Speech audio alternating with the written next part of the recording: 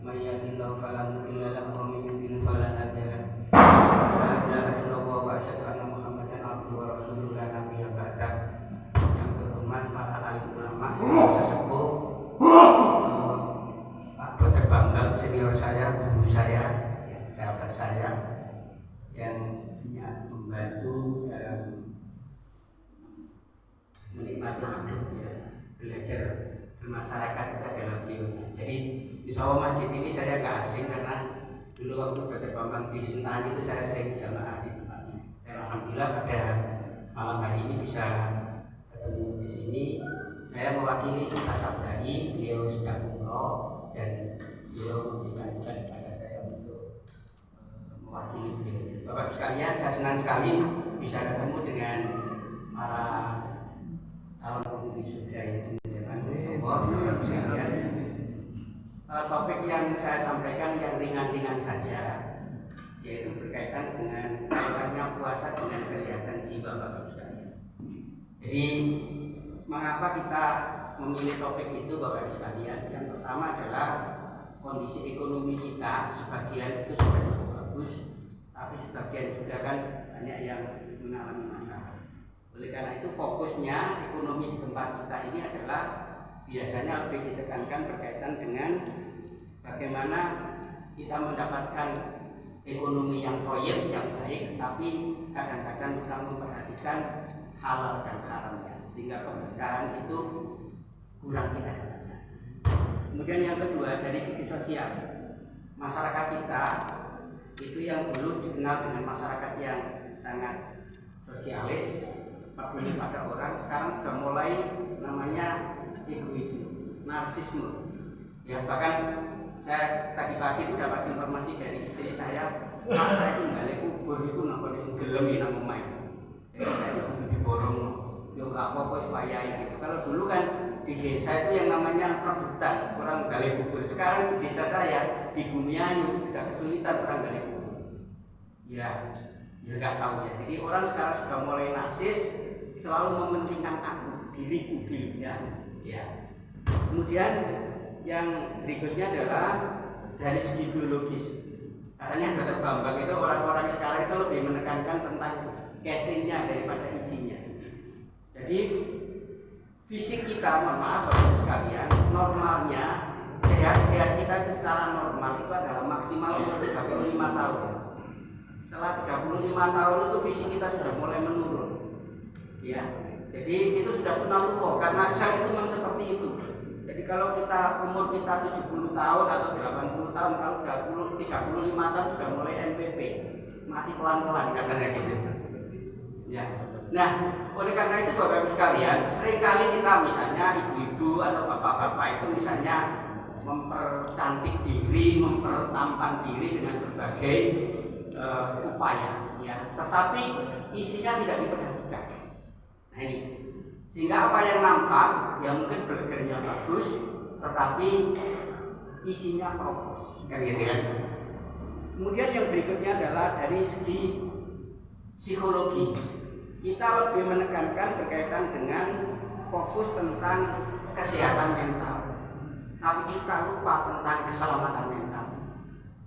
Oleh karena itu Bapak Ibu sekalian, puasa itu adalah bagian dari solusi, ya. Karena Bapak Ibu sekalian, manusia itu sebenarnya diciptakan oleh Allah. Pertama adalah dari jasadnya, yang beleger kita seperti ini, nggak jauh beda dengan makhluk biologis yang lain, ya. Kemudian yang kedua dari ruh, ya, yaitu yang sama dengan malaikat, ya, sama dengan malaikat. Malaikat itu diciptakan dari ruh, kemudian beliaunya adalah hanya menjalankan perintah, tidak pernah melakukan suatu kesalahan. Itu namanya ruh. Makanya ruh itu nur. Ya, diri kita itu ada. Cuman mohon maaf, sisi lain manusia itu diciptakan juga ada namanya hawa nafsu, syahwat. Dan itu rata-rata memang didominasi oleh setan. Nah, manusia itu ada dua unsur itu. Ya, di samping ruh juga ada setan. Ya, oleh karena itu kadang kalau tidak mendapatkan hidayah lebih setan daripada setan manusia itu. Ya, banyak kejadian akhir-akhir ini, mohon maaf Bapak Ibu sekalian, orang dengan bunuh diri. Ya, suami membunuh istrinya. Ya, kemudian istri membunuh suaminya. Ada KDRT dan sebagainya. Dan itu adalah berkaitan dengan kualitas manusia. Dan sumber utama itu adalah Bapak Ibu sekalian, bagaimana kemampuan kita untuk mengendalikan diri. Nah, puasa itu kan sebenarnya yaitu kemampuan kita untuk mengendalikan diri. Ya, bagaimana kita mengendalikan diri kalau secara biologis, yaitu makan, minum, syahwat, kan itu kan mulai terbitnya fajar sampai terbenamnya matahari. Sedangkan kalau yang utama sebenarnya puasa itu adalah mengendalikan hati, kan gitu kan? Bagaimana kita ada nafsu setan tadi kita kendalikan, misalnya ada stimulus tertentu, kemudian kita ingin marah, ya bagi orang yang beriman itu bagaimana itu marah itu dikendalikan, ya.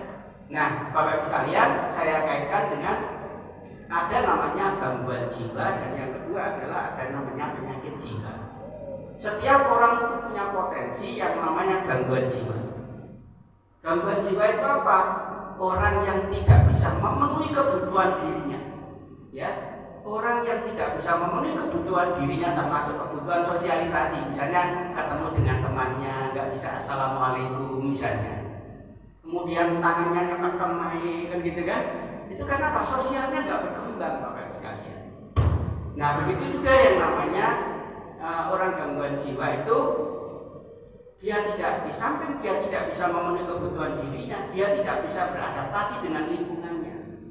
Jadi setiap orang itu pasti punya kebutuhan. Nah, kebutuhan itu harus dipenuhi. Bagaimana bisa dipenuhi? Ya harus ikut yang namanya norma, aturan dan sebagainya. Tapi kalau orang gangguan jiwa tidak bisa memenuhi itu. Nah, yang terganggu orang gangguan jiwa itu adalah dirinya, belum sampai mengganggu lingkungannya. Tapi kalau orang sudah punya penyakit jiwa, itu adalah di samping dirinya terganggu, lingkungannya pasti terganggu. Jadi orang gangguan jiwa itu lingkungannya merasa terganggu, tapi dirinya sebenarnya merasa dia tidak sakit.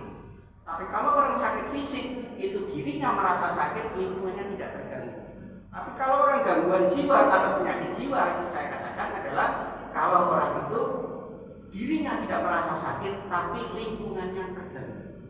Oleh karena itu Bapak Ibu sekalian, ada beberapa tanda gangguan jiwa. Yang utama itu adalah 3. Yang pertama adalah biasanya orang itu paranoid, selalu curiga pada orang lain. Oh, sing garapno aku ngene iki kan gitu kan. Selalu curiga pada orang lain. Karena apa? Akalnya, emosinya memang sudah tidak normal. Ya. Kemudian yang kedua adalah ada namanya waham. Waham itu adalah pikirannya aneh-aneh. Yang sebenarnya orang normal itu adalah tidak logis, tapi mereka meyakini itu adalah benar. Ya, misalnya ada waham dirinya merasa nabi. Ya, ada yang waham merasa dirinya presiden. Ada yang waham dirinya merasa nggak punya lambung. Jadi macam-macam lambung. Apa namanya? Waham itu. Ada yang namanya waham kebesaran, ada yang namanya waham nihilis. Waham nihilis itu adalah waham yang merasa dirinya aku nggak punya lambung, aku nggak punya hati, kan gitu kan. Nah, padahal normalnya manusia itu kalau bisa makan yang mesti punya lambung, kan gitu kan. Tapi diyakini dia mesti gegeran dengan lingkungannya. Nah, kemudian yang ketiga, tanda orang gangguan jiwa itu adalah cenderung mengisolasi diri. Cenderung mengisolasi diri, nggak mau bertemu dengan temannya. Ya, selalu merasa menyendiri dan sebagainya. Nah, oleh karena itu Bapak Ibu sekalian, dari kondisi ini alhamdulillah Bapak Ibu sekalian, puasa itu sudah menciptakan kita. Allah membuat sistem seperti puasa ini. Yang pertama adalah supaya kita apa? Yang pertama adalah mampu mengendalikan diri. Ada sebuah cerita Bapak, ada sebuah penyakit namanya schizofren. Schizofren itu jiwanya terpecah belah, macam-macam schizofren itu. Ada yang sukanya mau membunuh orang, ya. Ada yang mohon maaf, ada yang ya pokoknya macak terus, kan gitu kan. Karena schizofren dia seperti anak-anak dan dia merasa dirinya cantik, makanya kalau dia pengen seks ya sudah cari itu, ya. Nah, jadi macam-macam namanya schizofren itu. Nah, di Jerman itu ada sebuah penelitian Bapak Ibu sekalian.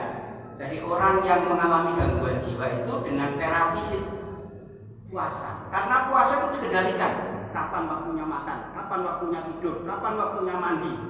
Jadi semua diatur. Seperti kalau sekarang itu ada SOP-nya.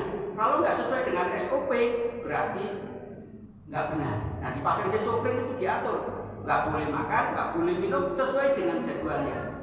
Ya, itu. Kemudian yang kedua, problem hidup sekarang ini adalah terutama pada anak-anak, Bapak sekalian, namanya obesitas, kegemukan. Ya, di samping satu sisi ada namanya stunting, kurang gizi, untet kan gitu kan. Tetapi problem di Indonesia ini adalah saat ini adalah berkaitan dengan obesitas. Zaman saya sekolah, Dr. Bambang sekolah itu nggak ada yang namanya di kelas itu kemudian anak itu yang namanya gemuk. Sekarang 10% anak-anak kita itu mengalami kegemukan. Nah, kalau orang kesehatan selalu cenderung coba lihat 30 tahun yang akan datang apa yang terjadi? Penyakit jantung, penyakit ginjal, penyakit diabetes, hipertensi akan muncul. Karena biasanya setelah umur 35 tahun namanya penyakit degeneratif itu tanpa kita undang pasti datang. Contohnya adalah diabetes, hipertensi, jantung, gudikan, panuhun, kandasan, pokoknya yang nemen gak enakan gitu kan. Nah, sehat-sehat kita itu adalah di bawah 35 tahun. Makanya kalau guyonan saya dengan Dr. Bambang itu gini, wes pokoknya kalau belum bisa cari makan silakan dimakan, gak sakit. Tapi kalau sudah bisa cari makan, jangan semua dimakan, ya. Sisakan nanti kalau sudah nggak bisa cari makan. Tapi kalau sudah nggak bisa cari makan, ya artinya sudah usia, sudah pensiun, sudah tua, ya hati-hati karena penyakit itu sudah mulai muncul. Ya, oleh karena itu Bapak sekalian, bagaimana Allah menciptakan sistem dengan puasa ini adalah untuk memperbaiki regulasi tadi. Ya, jadi kalau bahasa saya puasa itu adalah ngempet kan gitu kan, ngempetkan dan mengendalikan diri dan memotivasi diri. Ya, waktunya makan. Ya, tapi karena kita iman kepada Allah, ya, maka kita percaya karena puasa itu tujuan utamanya adalah Allah tahun, tapi efek samping daripada puasa itu adalah menciptakan tadi salah satunya adalah sehat ya. Jadi makanya Bapak sekalian semua kita kendalikan kapan waktunya makan, kapan waktunya tidur, kapan kita bisa mengendalikan marah, karena setiap orang itu punya potensi yang namanya marah. Tapi bagaimana kita salurkan? Oleh karena itu Bapak sekalian, saya senang sekali Bapak sekalian orang Islam itu sudah sempurna betul. Menyebut nama Tuhannya sudah jelas, Allah kan itu kan. Kalau ketemu dengan temannya Assalamualaikum kan itu kan. Kalau ada musibah innalillah. Kalau misalnya ada barokah alhamdulillah. Agama yang lain itu belum jelas Bapak sekalian. Makanya sekarang salamnya kan panjang lebar dalam kan gitu kan. Nah oleh karena itu Bapak sekalian, bagaimana puasa ini bisa menciptakan jiwa yang sehat? Salah satunya adalah kalau di desa itu ada pujian tombo ati iku limo sawernane maca Quran angen-angen samaknane kaping pindho salat wengi lakonono kaping telu wong kang saleh kumpulono kaping papat kudu weteng ingkang luwih kaping 5 tikir wengi ingkang suwe. Itu adalah gambaran Bapak Ibu sekalian saat ini Bapak Ibu sekalian. Ya, jadi yang pertama adalah Bapak Ibu sekalian, ternyata orang yang baik itu mesti ketemu orang baik. Ya, orang yang selalu datang ke masjid ini semua orang baik. Tapi kalau orang yang tidak baik itu selalu mencari teman orang yang tidak baik. Rasanya nggak nyaman kalau kita ketemu kemudian orang tidak baik kemudian ketemu dengan orang baik, dengan sendirinya dia akan melarikan diri. Oleh karena itu Bapak Ibu sekalian, dengan puasa atau bulan Ramadan adalah sebagai bulan tarbiyah, itu adalah bulan pembelajaran. Ya, minimal kalau katanya Dr. Bambang itu ya wis introspeksihan kan gitu kan. Introspeksi dari mana kita berasal, saat ini kita di mana, termasuk usia berapa kan gitu kan, dan kemana kita akan menuju. Karena rata-rata umat Islam, umat Rasulullah itu adalah umurnya ya antara 60-70 ya, kurang dari 60 namanya diskon, lebih dari 70 berarti bonus kan gitu kan. Oleh karena itu Bapak Ibu sekalian, bagaimana kita memperbaiki diri? Salah satunya adalah dengan sholat, dengan puasa ini, dengan sholat taraweh. Harapannya daripada pembelajaran ini, nanti Bapak Ibu sekalian 11 bulan berikutnya kita akan lebih baik daripada sekarang. Jadi pembelajaran yang utama itu kalau menurut teori pendidikan, belajar baik itu mesti dipaksa, puasa dipaksa, kemudian berikutnya tarawih dipaksa, sholat jamaah dipaksa. Kalau lama-lama biasa menjadi pembudayaan, pembiasaan, dan akhirnya akan menjadi kebutuhan. Ada yang hilang kalau saya misalnya tidak sholat jamaah, ada yang hilang kalau saya nggak silaturahim dengan teman-teman yang lain. Bapak Ibu sekalian, sebagai solusi daripada puasa sebagai bulan tarbiyah, maka Bapak Ibu sekalian yang harus kita lakukan yang pertama adalah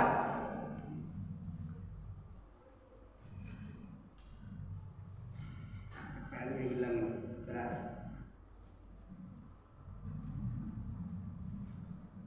Ya.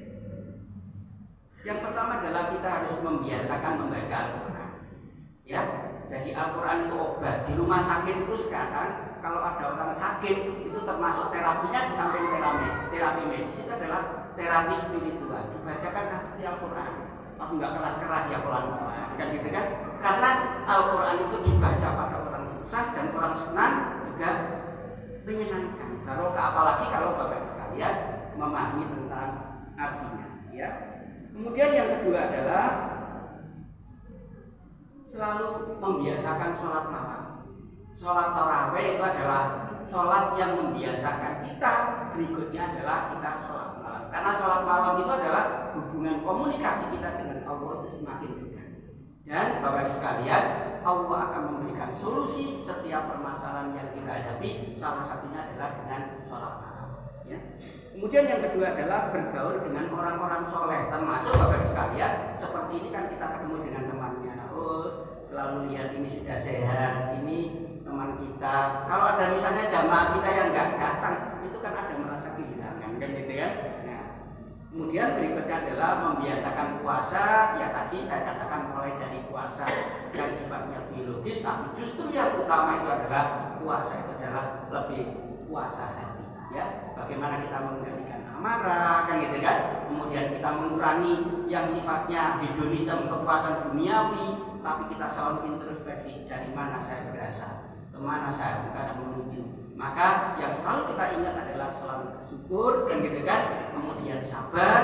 Dengan puasa itu minimal sudah mulai betapa susahnya kalau orang itu nggak makan, orang nggak minum, hingga kita lebih banyak peduli dengan orang lain. Dengan peduli itu maka kita lebih banyak memberi daripada menerima. Ya, lebih banyak memberi. Upayakan kita apapun yang bisa kita berikan kepada orang lain, walaupun hanya sekedar senyum, gitu kan? Kemudian berikutnya adalah zikir malam. Ya, memang dipaksa zikir itu, tapi lama-lama kita akan selalu ingat, hati kita selalu ingat, sehingga kita merasa diawasi oleh Allah. Sehingga kita nggak neko-neko, kan gitu kan? Di rumahnya baik, di luar juga baik. Dan kalau orang tuanya baik, insya Allah nanti anaknya akan baik. Tapi kalau orang tuanya nggak karu-karuan, nanti anaknya juga akan lebih parah. Ya, banyak contoh-contoh bahwa untuk membangun suatu keluarga yang sakinah mawaddah itu harus dimulai dari orang tuanya. Jadi kalau saya itu punya teman, orang tuanya nak sholat, bapak sholat, ya selalu gitu. Nak belajar, bapak belajar. Karena Bapak Ibu sekalian, pendidikan yang utama itu adalah keteladanan, terutama adalah pada ibu dan bapaknya. Ya. Kemudian berikutnya adalah mengikuti pengajian-pengajian. Ya minimal kalau orang itu ada sesuatu yang masuk berulang-ulang, akhirnya akan menjadi internalisasi. Ya. Jadi batu aja kalau ada tetesan air itu lama-lama akan menjadi sebuah lubang. Apalagi yang namanya telinga seseorang, kepala seseorang, kalau tiap hari dengan pengajian diingatkan lama-lama kan ya produk isin dewi kan gitu kan. Ya itu Bapak Ibu sekalian, oleh karena itu memang sering-seringlah kumpul, ya, yaitu kita membicarakan karena yang namanya hidup itu adalah belajar, ya, selalu belajar. Belajar itu apa? Berubah. Berubah itu apa? Dari yang tidak baik menjadi yang lebih baik. Sehingga yang kita tuju nanti kita akan mengakhiri hidup kita dengan husnul khotimah. Yang terakhir Bapak Ibu sekalian, yaitu selalu zikrullah. Ingat Allah, ya.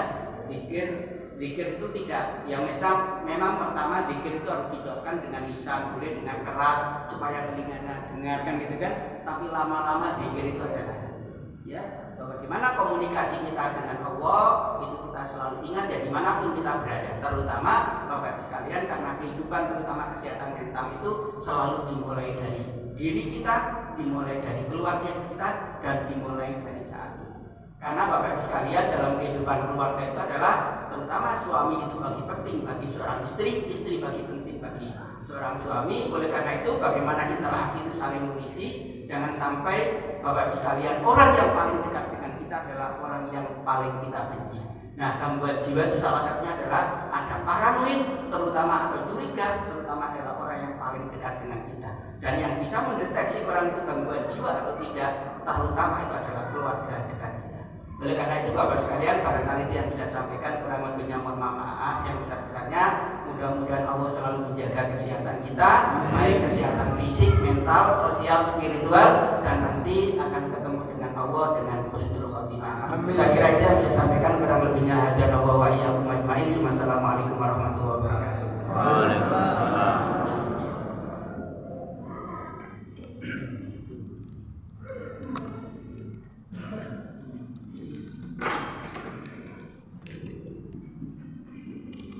Good.